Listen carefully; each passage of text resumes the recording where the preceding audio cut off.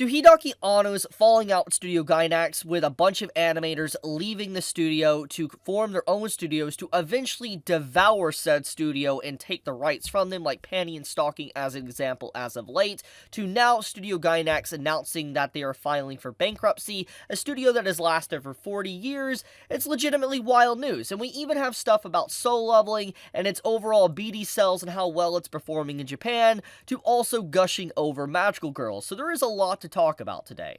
Studio Gainax is a household name, or at the very least, used to be a household name. A 40-year-old animation studio has declared bankruptcy a few days ago, and this news comes as not necessarily a shock. Anyone that is aware of Gainax's financial situation and what they have been basically producing for the last 10 or so years. However, anyone that is aware of Gainax or has some understanding to this name knows that they are responsible for bringing us classics like Gurren Lagann, to also Eva itself.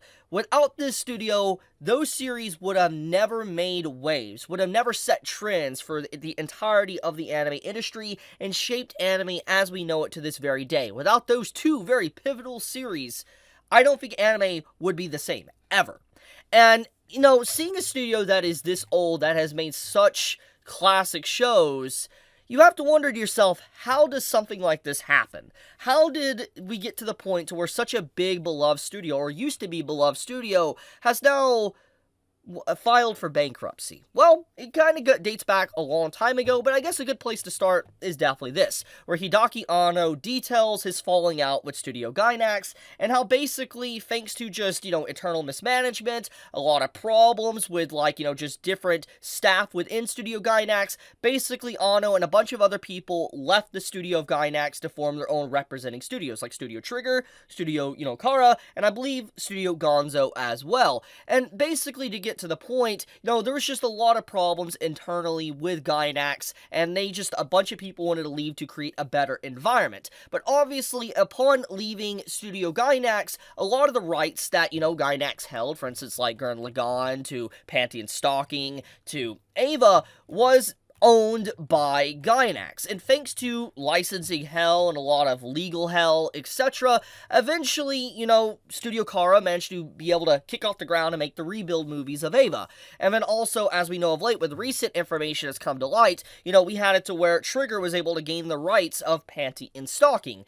Basically, for a while now, a bunch of studios, for instance, Kara and, Trigger, have been cannibalizing or devouring Gainax's corpse because of just Gainax is no longer what it once was, and they're devouring it to gain the rights to these individual series. So we fast forward to today, and we have it to where Gainax is filing for bankruptcy. And it's crazy to think that a lot of people nowadays, newcomers to anime in the last 10 or so years, might not even know what Gainax is, might not even recognize truly what they have done, because most people, when they look at maybe something like Eva, or they look at something like, I guess Gurren Lagann, they look at different studios. For instance, if you look at Eva, people look at Studio Kara. If you look at Gurren Lagann, people think of Trigger. And that mismatch is obviously understandable why people would think that, because obviously the teams from Gainax went to form their different studios and create anime that was very similar to the stuff they loved. Kara made the rebuild movies, which is technically a continuation or a remake of,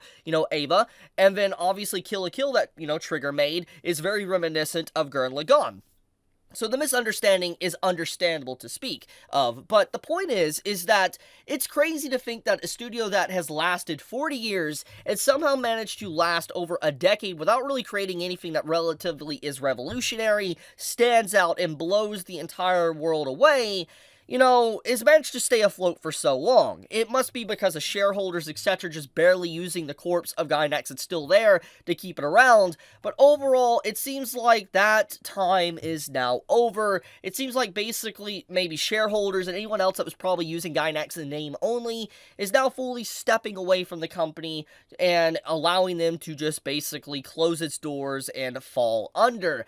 And Studio Kara mentions in this post as well that they will be assisting in transferring rights of works to suitable owners, basically implying that stuff like, for instance, Gurren Lagann, or any other story that, potentially hasn't been picked up and all that, or any of these anime that, they have picked up over the years that's been in licensing hell, will be picked up by other studios. So theoretically, we could get, like, for instance, a Gurren Lagann remake. We could get, more continuations of Ava, remastering to season 2s, etc. of shows that, needed a season 2, or a full-blown remake. This is going to be possible now that the rights and licensing of these shows is being transferred to different suitable owners. So this is a pretty interesting time period, because I know a lot of people are going to be kind of sad to see such a legacy of a name close its doors, but this means a new future, a brighter future, where studios that obviously have picked up the mantle from the original Gainax, like Trigger and Kara, will be able to make these series that they love and continue them. And I think that's a good thing. It's a good thing overall for anime, and it's about time that Studio Gainax finally closed their doors, even if necessarily it's sad how we got to this point. I wish it didn't happen, but obviously it makes sense why it happened to begin with. Now, to kind of talk about it a little bit more in depth here, one thing that really fascinates me about this whole situation is the fact that Gainax as a studio really isn't recognized by many people nowadays. I know a lot of people are just absolutely shocked about them and what they actually did, because, not a lot of people recognize them. They're not a studio that makes anything anymore, and that's just wild. It makes me feel like I'm getting old when I see people not really know who Gainax is. I remember people not even really knowing who Studio Madhouse is anymore, and it's just like, huh? Like, the same studio that made, like, Death Note, made, Hunter x Hunter, you don't know? It's very wild when you see people really not recognizing studios or knowing studios because they don't produce as much as they used to, or stuff that really stands out amongst a very wide audience. Thankfully, Madhouse has obviously restructured and gotten a lot better as of late. I mean, working on Overlord's movie recently. But, yeah, anyways. And I feel like with the bankruptcy of Gainax, I want to segue into this and talking about the BD DVD sales of Gushing Over Magical Girls and also Solo Leveling, and just kind of like the situation with anime culture itself, because this is relevant to Gainax to a degree, because obviously a studio that is very, very well known closing its doors and all that, probably thanks to poor sales, not being able to do anything, etc. It's closing its doors finally. And so looking at stuff like this, it gives us an indicator just to how anime has been doing as of late, but also what people are actually wanting, at the very least in Japan. So let's talk about this before I wrap up the video. So I feel like a lot of people at this point in time have probably already heard about the abysmal DVD sales of Solo Leveling. For instance, how its volume apparently only sold 91 copies.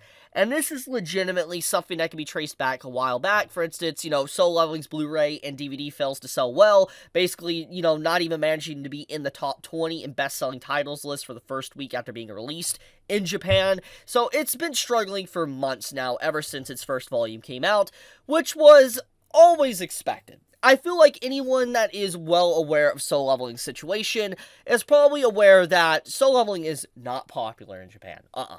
Japan hates Solo Leveling, or at the very least, it makes sense why they would not like it. Because for one, Solo Leveling is very anti-Japan. Anyone that has read the story definitely knows. I'm not going to go any further than that. And with that whole indication right there, it makes a lot of sense why Japan would not like Solo Leveling.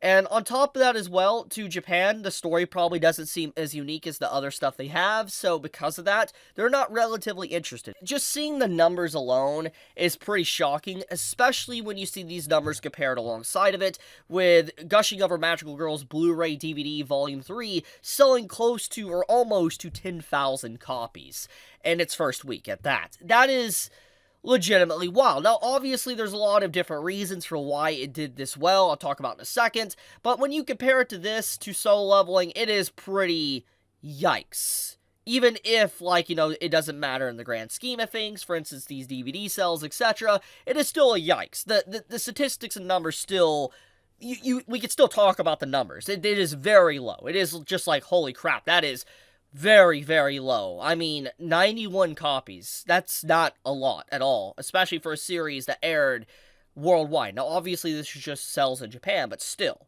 Japan has a lot of people, and only 91? That's insane. But let's get into the Gushing of Our Magical Girl one real quick before I kind of dive back more into Solo Leveling. Basically, gushing over magical girls selling this much is to be expected for a variety of reasons. For one, it is a series that fits in a very nice niche for Japanese audiences. It's a magical girl series for one, but it's not just a magical girl series that's for kids, it's for adults. It is 100% for adults. On top of that, it's very fan service heavy, and because of the nature of that, a lot of people that are collectors or like fan service are going to pick up gushing over magical girls to get the uncensored version of the series. That's just what's going to happen. You're going to have those collectors over there in Japan. They're going to see that, it's very, very raunchy as a story, so they're going to go out of their way to pick up gushing over magical girls just because of the content that they're going to get inside. Complete uncensored, upscaled fidelity of its visuals, etc. They're definitely wanting that. So the sales being that high makes perfect sense, all things considered. However, I do want to point out, though, sales don't necessarily mean, like BD DVD sales, don't necessarily mean that if the series is fully successful or not, but it is a nice little way to see just the reception, how the major fans of anime is receiving those shows in Japan. I think it is a nice way to indicate that. If something is not selling so well, it does indicate that the general audience doesn't see it worth collecting. I think that is something to really take of note of, but also for these companies to advertise and produce these copies and try to sell them to a widespread audience, it does mean that they have some form of faith in the product, that they want the product to sell well. And if that product doesn't sell well, it's an indication that maybe it is not a good product to sell to begin with, which could definitely dampen and hurt a potential anime adaptation or a continuation. So we fast forward back into the soul leveling stuff. Now, obviously, as I said, soul leveling doing well was not doing well was always to be expected, no matter how good the anime adaptation was, because Japan just does not like soul leveling. And I feel like, the fact that we had the, DVD volumes thrown here and not the BD volumes associated with it is a little bit disingenuous. I'm going to be completely blunt here, but I'm still going to assume it's not that high whatsoever. I'm still going to assume it's relatively low. I bet you, just judging by how low these copies are, it probably didn't even sell 1,000 copies in total for Volume 3, which is still astronomically low for the selling of a BD/DVD series. That's insane, because Japan over there is very big on collecting stuff. So the fact it didn't even do that well is pretty bad. But, getting into the point, though, it is pretty shocking news just to see soul leveling doing that bad. But, like I said, it's not shocking, but it's shocking to just see 91 copies. I knew they didn't like it, but to not like it to that much is crazy. Like, people were saying that Chainsaw Man did bad. You take a look at this. This puts Chainsaw Man to shame. But, yeah, I wanted to kind of talk about this before I wrapped the video, because it was very relevant to the situation with Gainax, since it dealt with money, etc. How do you feel? I mean, do you think we're going to get a Season 2 of Gushing Over Magical Girls, especially thanks to these sales? Let me know in the comments below. But, thank you so much for watching. Be safe, stay healthy. Chibi out.